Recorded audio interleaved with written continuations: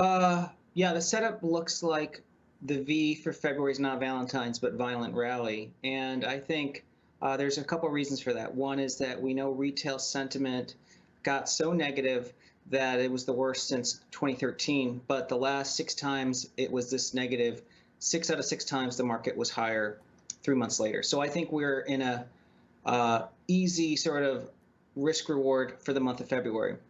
The second is retail cash. We're going to talk about this with our clients tonight, but if you look at retail money market cash from ICI, retail investors basically assumed a bear market was starting. So they've raised so much cash in the last couple of months that we're essentially resetting a risk-on rally.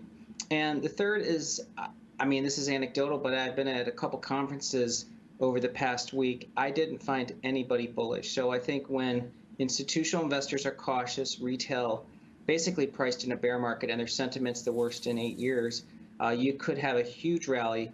And as we've written before, recoveries from a fast sell-offs actually typically are symmetric, meaning you should expect a violent rally.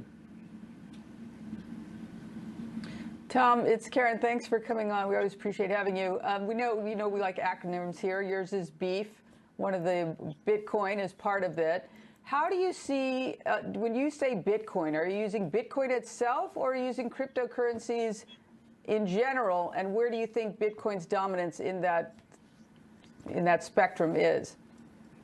Garen, that's a great question. When I talk about Bitcoin in that acronym, it's really crypto.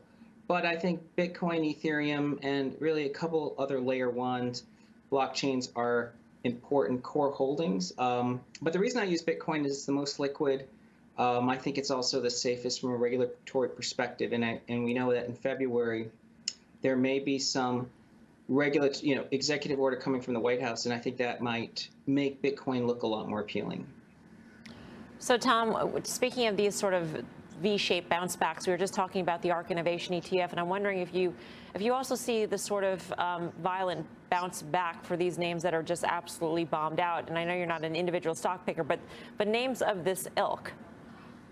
Yes, Mark Newton, our technical strategist, actually last week wrote about how he's been watching ARK, the ARK ETF itself, and thinks that it's making an important bottom. So I think the next couple of weeks will be really insightful, but it does look like the ARK bounce needs to be respected, and I think it's going to be part of that V-shaped violent rally. All right, Tom, we got to leave it there. Thanks so much for joining us. Always good to get your perspective. Thanks. Tom Lee.